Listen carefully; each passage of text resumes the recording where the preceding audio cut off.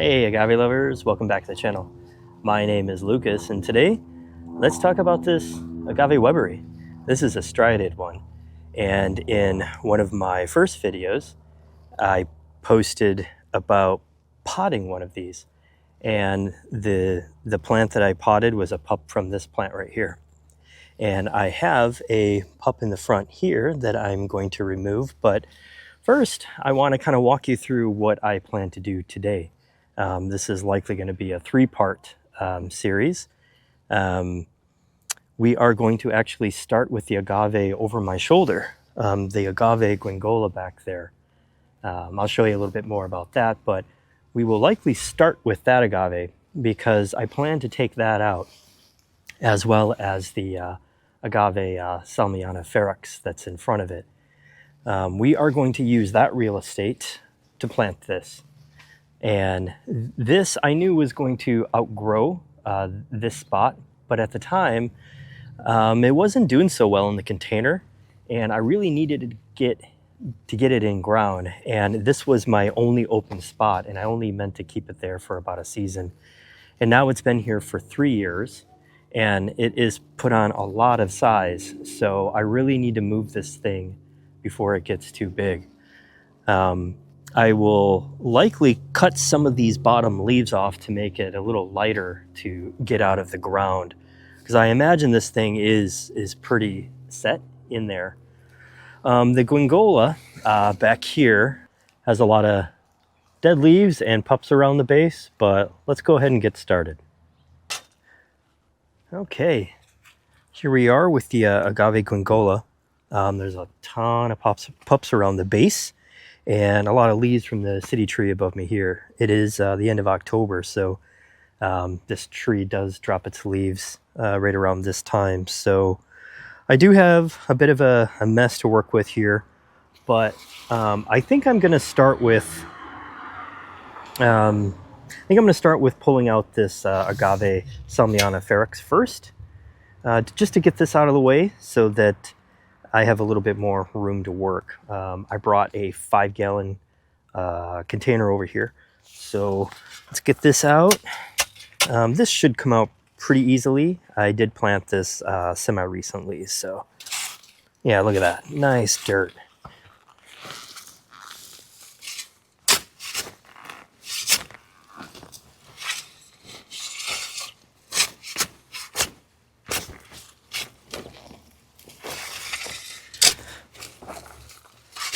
Yeah, as anticipated, this did come out rather easily, and I have looks like a perfectly sized container for this. Let me just pull this agave out.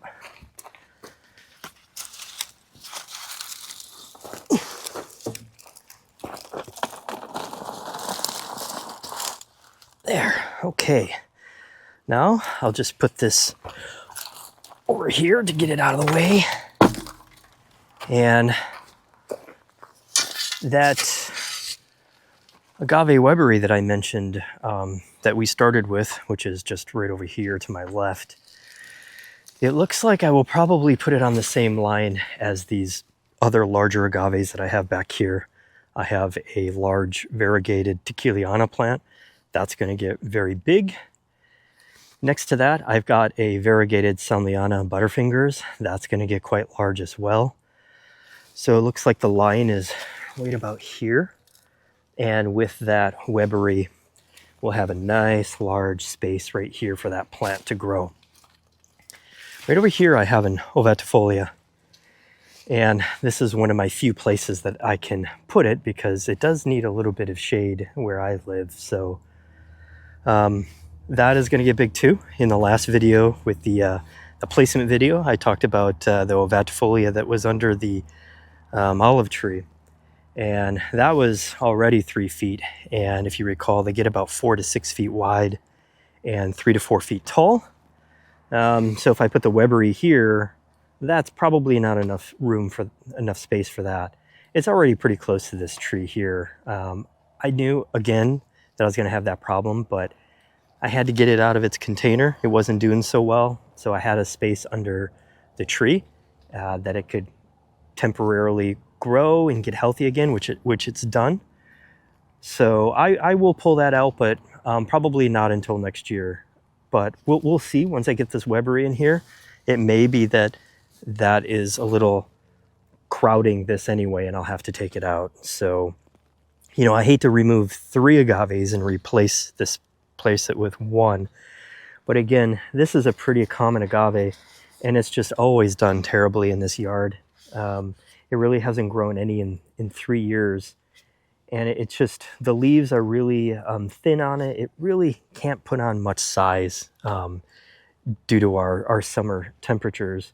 This would do really well in the Bay Area, which is only about an hour away, but it's a little bit more coastal, and they don't get the really hot temperatures for the extended periods that we get here. This would just do remarkably over there, but fortunately, don't live there. We are here in Central Valley, so I gotta contend with the plants that I know that will do well in this yard, and this really hasn't been one of them. So that's why it's coming out and being replaced with an agave that I know does quite well in the yard. So let's get started with that. This is going to be quite embedded, so I don't know how this is gonna go, but we'll give it a shot.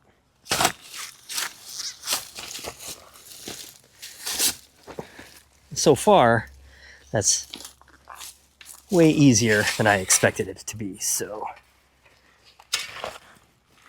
and I'm not terribly concerned about hurting these pups. I have so many of them, but maybe I'll pull one of these out.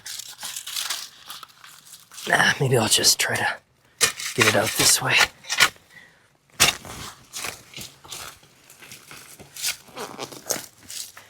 Looks like this might be easier than I expected.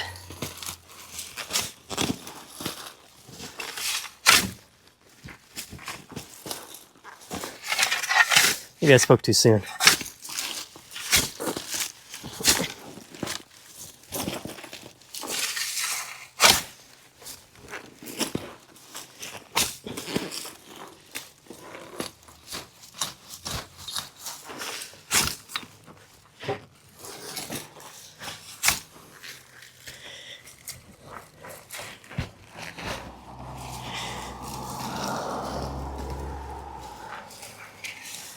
Okay, let's try it from the other side.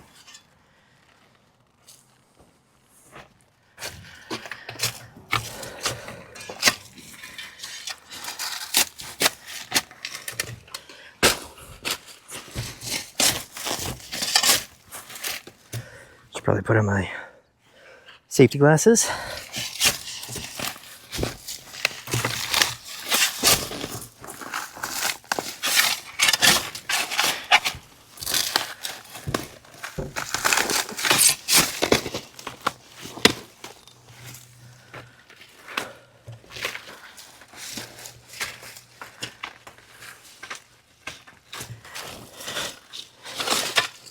Okay.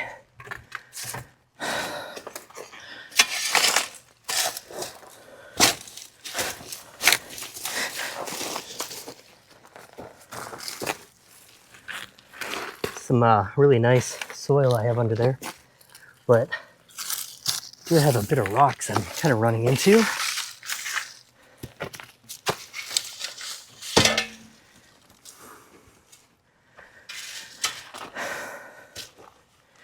I have a variegated one of these Guiengolas. Actually, I have a few of them. Excuse me, I'm a little out of breath. One I have planted in the yard. It's under a manzanita, and I'll probably have to move that at some point because it's pretty close to the manzanita. I don't know how big the variegated ones get with respect to the non-variegated, so time will tell.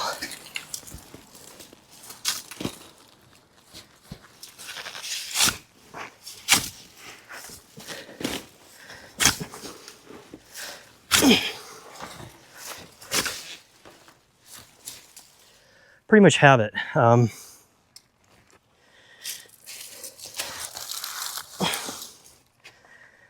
Okay. You can see pretty much the bottom of the root ball here. Just a few more to contend with.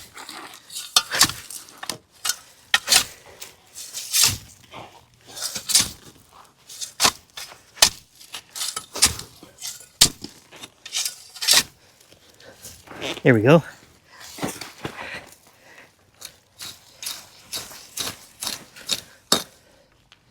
Let me get some of these pups out of here.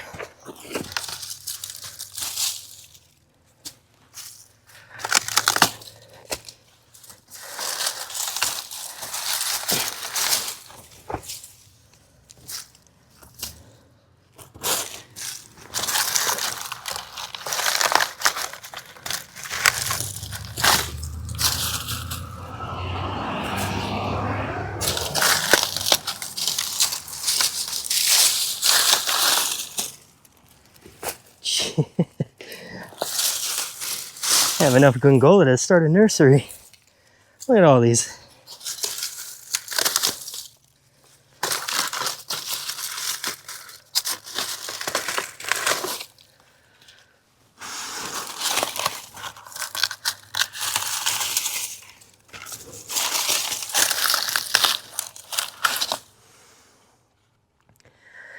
I don't plan on keeping this plant, so I will likely chop it up and put it in my garden and use it as compost for my vegetable garden next year. So I will likely just try to roll this out and then chop it up, get it in the wheelbarrow, and get it in the back into the compost area. As I've said before, I don't like to pull out plants, but this is just a plant that doesn't do very well in the yard, and I'm out of space to keep it, and I have 1 million pups. As you can see, I've got 1,000,020 now, so 1,030,000, 1,040,000. So I'm just going to roll this out and then prepare it for the wheelbarrow to go into the backyard.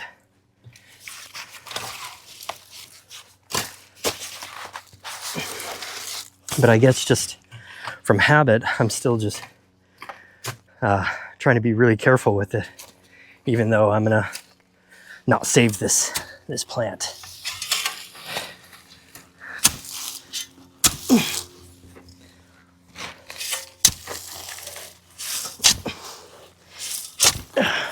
It's actually pretty well connected here still, so let me bring the camera around here so you can see what I'm talking about. And here we are at the backside. And you can see that large base there. Not quite a stem, but just the base of the plant with the roots coming out. So that's what I gotta chop through next. And we'll get that out. I think now I might go grab my wheelbarrow because I think I'm at that point where I'm going to start reducing this down a little bit to make it easier to transport into the backyard. Okay, I got my little handsaw here, and we are going to start cutting the leaves on this to make it a little bit easier to, I'll remove the leaves, put them in the wheelbarrow, and it'll make it just a little bit easier to shovel this out. One thing I want to make note as well, when we're cutting the leaves of agaves, we want to wear gloves. We don't want to make contact with our skin with these open agaves. It's like fiberglass. Your skin will negatively react to these open leaves. So a lot of times when I'm trimming my Agave Americanas, I'm not wearing full-length gloves. I have a pair of full-length gloves in my description. Those are so full of cactus spines that I can't wear them anymore, so I got to order another pair. But when I'm chopping agaves like this, I'm always wearing long sleeves or something. It's hot and muggy today, and I just couldn't bring myself to put on long sleeves, so I'm going to be as careful as I can. I always keep a container of hydrocortisone in my garage so I can get quick access to it. Because if you do make contact with a lot of these agave interiors, with the juice that's in there, you're going to feel it. You're going to feel it right away. And you're going to be like, why does my skin burn and itch like crazy? Well, it's because of this stuff. So be careful. I've seen people use a chainsaw, that people who haven't had any experience cutting agaves down or harvesting agaves, and they'll use a chainsaw, and that'll put that material all in their face and their eyes and everywhere. and absolutely go crazy with the amount of itch that you'll get from that. So anyway, be careful doing this. Wear eye protection, wear gloves, and try not to get this stuff on your skin. If you do, hydrocortisone will take care of that itch. For me anyway. Look at that. Look how easy that is.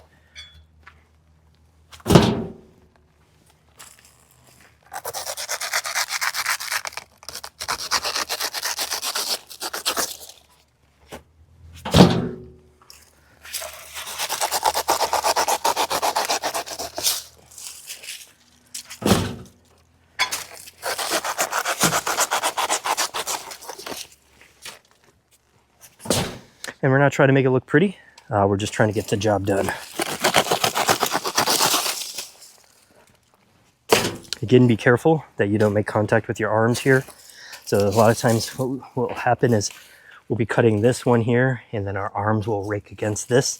Don't get this stuff in your skin.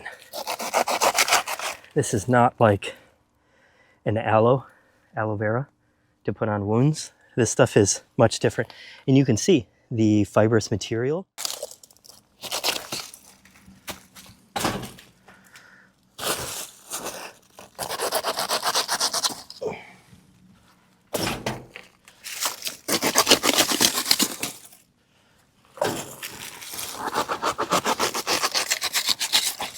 This all works great. So if you have large agaves in the yard, I'll put a link to this in my description as well.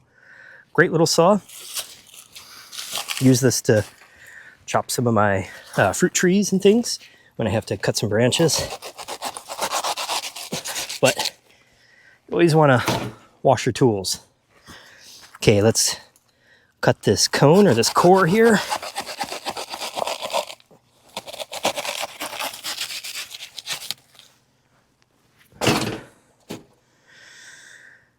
Just about ready.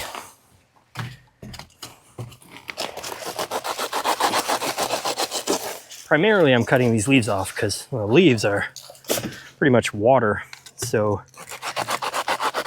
it'll reduce the weight considerably for this plant once I get it out. Oh, it looks like this is just a massive pup.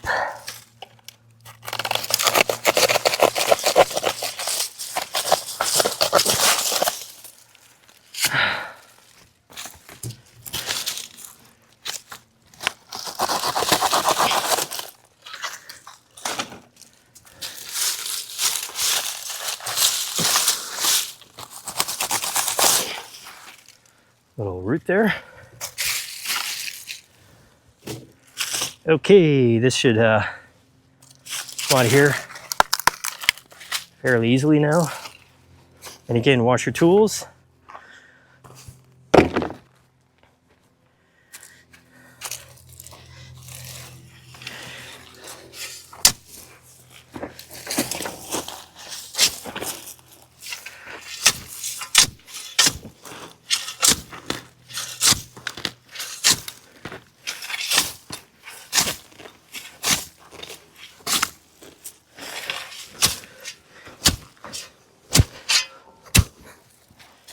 One thing about this plant, catch my breath here.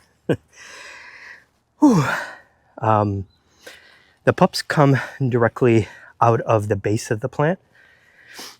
They're not going to migrate like a lot of agaves do, where the pups will travel through the ground and come up, you know, any sort of distance away from the plant. There's going to be no migration of pups in this area, so I won't have to contend with baby Guiengolas. So I just want to move the camera a little bit here just to give you a little bit better view of when I pull this out. It's mostly out, especially when I took the leaves off. I twisted it a couple of times, so I think just a few more breaks with the shovel that I should be able to get the rest of the roots.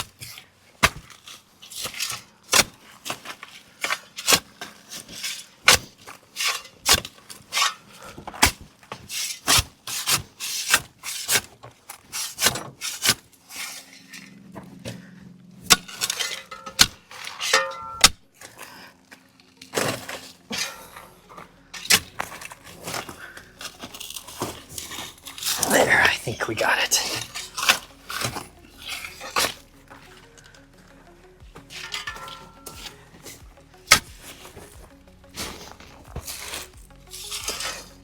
There we go.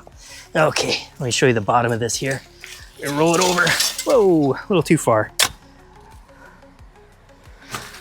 So here we are.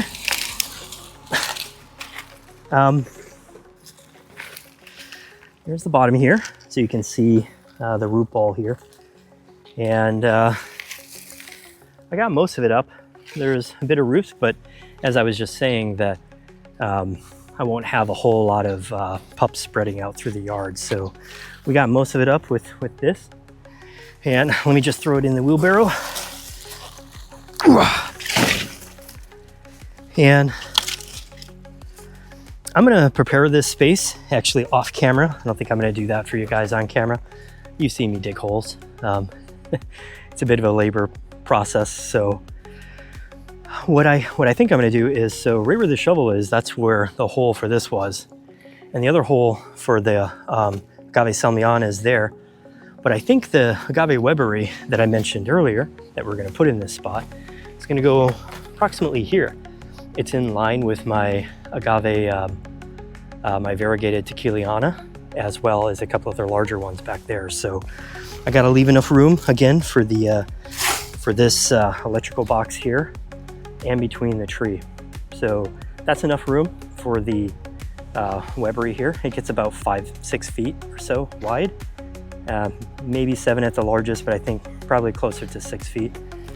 And we're gonna probably put it here. So what I'll do is, off camera, I'm going to dig the nice soil that's out of the holes for the 2 agaves we just extracted.